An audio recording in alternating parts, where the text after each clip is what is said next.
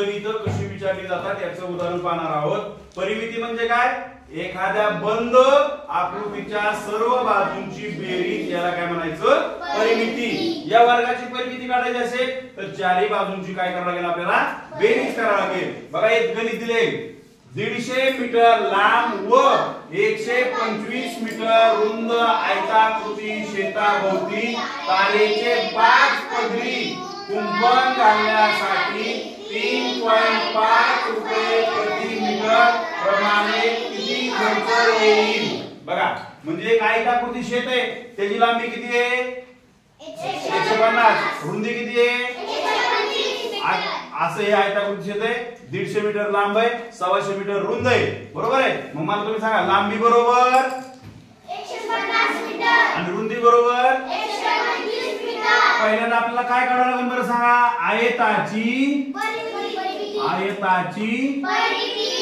आयताची परिमिती बरोबर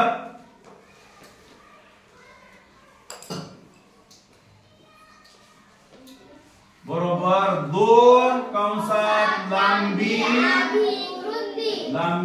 अधिक रुंदी, बरोबर? चला मग सांगा, बरोबर चिन्ह खाली बरोबर चिन्ह, 2 कंसात लांबी किती दिली आहे?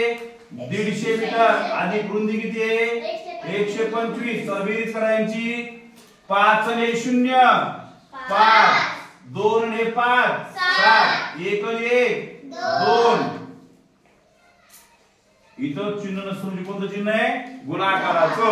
या दोघांचा गुणाकार करावा आता, 2 गुणिले 5, 5 दुने 10, अचाला 1, बे साती 14, 14 आणि 1 15, अचाला 1, बे दुने 4, 4 आणि 1 5, म्हणजे किती परिमिती आली?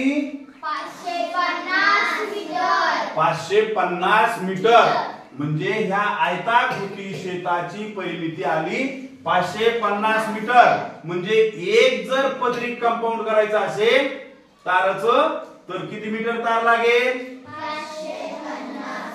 550 मीटर। असं किती पदरी तारेचं कुंपण करायचं आपल्याला? 5 पदरी करायचे। किती पदरी? 5 पदरी। मग त्या परिमितीला काय करावं लागेल रे? किती गुणावं लागेल सांगा? 5 गुणावं लागेल, बरोबर आहे का नाही?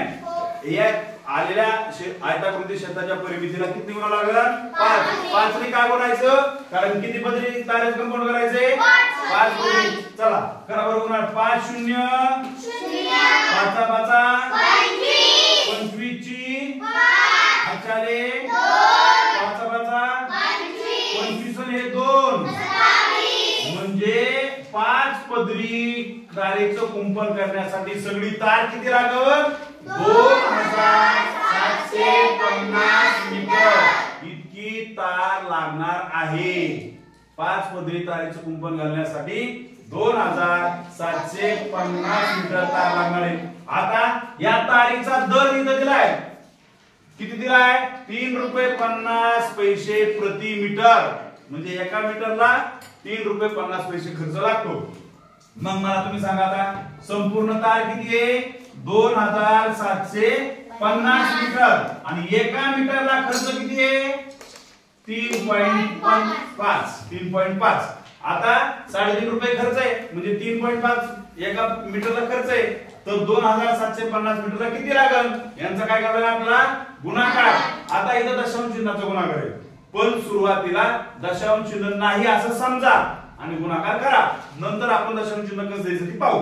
चला सांगा, 5 0 0 5 0 0 5 5 25 25 ची 5 अचाले 5 7 35 35 आणि 2 37 ची 7 अचाले 3 5 दुने 10 10 ने 3 झाले 13। आता कशाने गुणायचं? 3 ने गुणायचं। 3 कोणत्या स्थानी आहे? दशक म्हणजे किती? 10 10 वर किती शून्य असतात?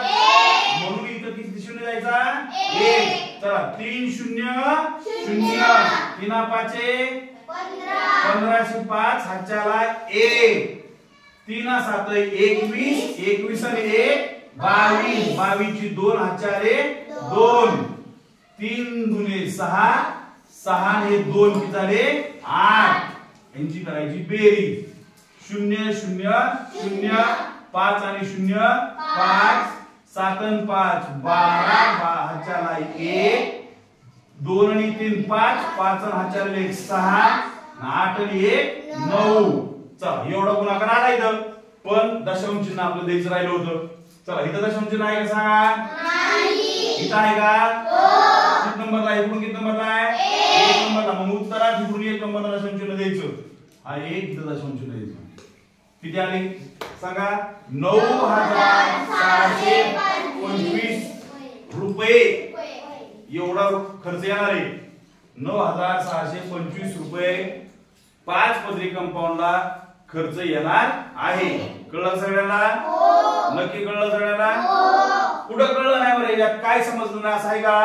पहिल्यांदा काय केलं आपण? आयताची परिमिती काढली, त्यानंतर किती पदरी आहे आलेल्या 5 पदरी होतं म्हणून 5 ने गुणलं आणि प्रति मीटर किती 3.5 रुपये. त्या 5 पदरी जेवढी मीटर आली त्या मीटरला काय केलं 3.5 रुपयांनी गुणलं. आलेलं उत्तर तेवढा खर्च येणार आहे. ओके चला.